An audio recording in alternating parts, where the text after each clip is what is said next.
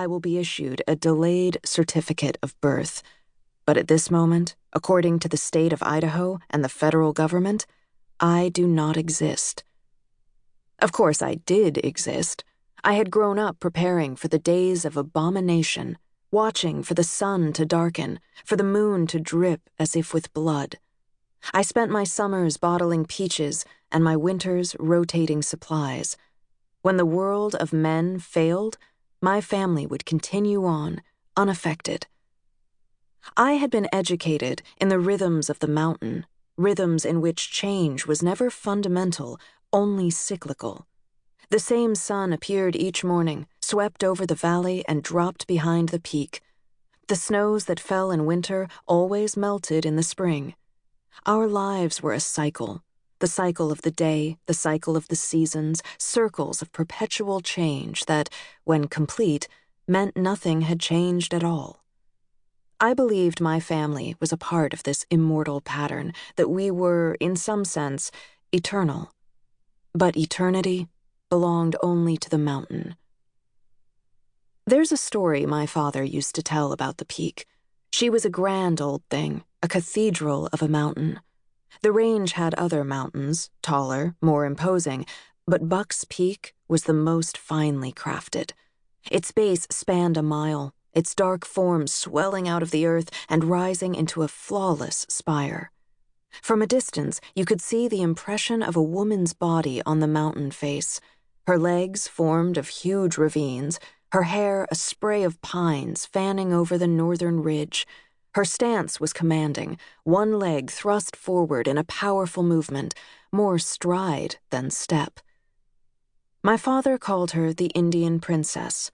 She emerged each year when the snows began to melt, facing south, watching the buffalo return to the valley. Dad said the nomadic Indians had watched for her appearance as a sign of spring, a signal the mountain was thawing, winter was over, and it was time to come home. All my father's stories were about our mountain, our valley, our jagged little patch of Idaho. He never told me what to do if I left the mountain, if I crossed oceans and continents and found myself in strange terrain where I could no longer search the horizon for the princess. He never told me how I'd know when it was time to come home. Part 1. Chapter 1. Choose the Good. My strongest memory is not a memory. It's something I imagined, then came to remember as if it had happened. The memory was formed when I was 5, just before I turned 6, from a story my father told in such detail that I and my brothers and sister had each conjured our own cinematic version, with gunfire and shouts. Mine had crickets. That's the sound I hear as my family huddles in the kitchen, lights off, hiding from the feds who've surrounded the house.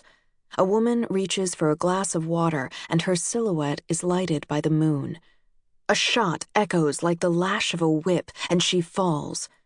In my memory, it's always Mother who falls, and she has a baby in her arms. The baby doesn't make sense. I'm the youngest of my mother's 7 children. But like I said, none of this happened. A year after my father told us that story, we gathered one evening to hear him read aloud from Isaiah, a prophecy about Emmanuel. He sat on our mustard-colored sofa, a large Bible open in his lap. Mother was next to him. The rest of us were strewn across the shaggy brown carpet. "Butter and honey shall he eat," Dad droned, low and monotone, weary from a long day hauling scrap. "That he may know to refuse the evil and choose the good." There was a heavy pause. We sat quietly. My father was not a tall man, but he was able to command a room.